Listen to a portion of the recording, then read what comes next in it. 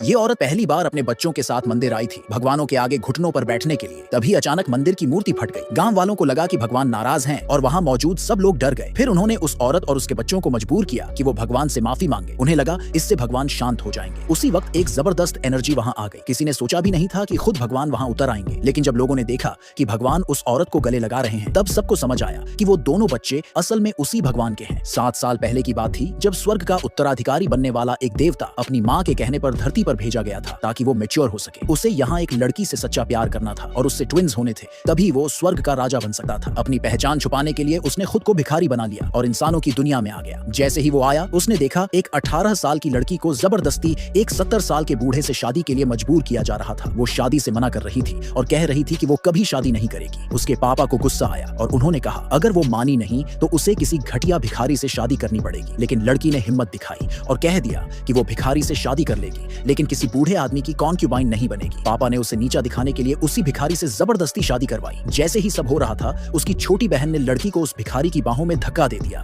उसने सोचा वो मना कर देगी, लेकिन सब शॉक्ड रह गए जब लड़की ने तुरंत अपना सामान पैक किया और उसके साथ चल पड़ी। उसने ठान लिया था कि वो अपने फैसले पर कभी पछतावा नहीं करेगी, क्योंकि भिखारी के पास घर नहीं था। वो लड़की उसके साथ एक पुराने और टूटे फूटे मंदिर में गई। उसे लगा कि उसे एक ठंडी और डरावनी रात वहीं गुजारनी पड़ेगी, लेकिन उस आदमी ने बस एक हाथ हिलाया और उस आदमी ने उस पुराने टूटे हुए मंदिर को एक रॉयल सुहाग रात वाली रूम में बदल दिया। लड़की हैरान रह गई। उसने कोई एक्सप्लेनेशन नहीं दी। अगले दिन उसने कहा कि वो उसे 7 दिन बाद लेने आएगा, लेकिन लड़की ने उसका इंतजार 7 साल तक किया। वो कभी नहीं लौटा। फिर भी लड़की को उस पर भरोसा था। वो अपने बच्चों के साथ वापस अपने घर गई, लेकिन अब वो एक नौकरानी की तरह रहती थी। रोज इंसल्ट सहती, बस इस उम्मीद में कि उसका प्यार फिर लौट आएगा। असल में उस आदमी ने अपना वादा तोड़ा नहीं था। स्वर्ग में एक दिन धरती के 1 साल के बराबर होता है। 7 दिन बाद जब उसकी टेस्ट पूरी हुई, उसकी माँ ने उसे सिंहासन सौंप दिया। लेकिन राजा बनने के बाद भी उसका पहला डिसीजन था धरती पर लौटना और अपनी बीवी और बच्चों को वापस ले जाना। उसी समय छोटी बहन मंदिर गई थी भगवान से प्रार्थना करने कि उनका परिवार सेफ रहे। उसने अपनी बड़ी बहन से कहा कि वो भी बच्चों के साथ ऑफरिंग्स लेकर चले, लेकिन जैसे ही वो मंदिर पहुंची, 2 जवान देवता जो मंदिर की रक्षा करते थे बच्चों को देखकर उन्हें पहचान गए, लेकिन उन्हें रिवील होने की परमिशन नहीं थी। पिता ने जिद की कि औरत और उसके बच्चे भगवान के सामने घुटनों पर बैठकर माफी मांगे। ये देखकर वो जवान देवता दुखी हो गए। जैसे ही बच्चे घुटनों पर बैठे, भगवान की मूर्तियां अचानक फट गईं। सब विलेज वाले डर के मारे कांपने लगे। सबने इसे बुरा संकेत माना और खुद भी घुटनों पर बैठकर माफी मांगने लगे। पिता घबरा गया और बच्चों को जबरदस्ती माफी मांगने के लिए कहने लगा। वो देवता कुछ करना चाहते थे, लेकिन रूल्स तोड़ने की बड़ी सजा थी। उधर बच्चों को जबरदस्ती घुटनों पर बैठाया जा रहा था। माँ उन्हें बचाने आई, लेकिन उसके पापा ने उसे जोर से थप्पड़ मारा और घसीटते हुए दूर ले गया। औरत कुछ नहीं कर पा रही थी। उसकी आंखों के सामने उसके बच्चों पर जुल्म हो रहा था। तभी उन जवान देवताओं ने एक बहुत ही स्ट्रॉन्ग एनर्जी को आते हुए फील किया और अगले ही पल वो आदमी फाइनली आसमान से उतर आया।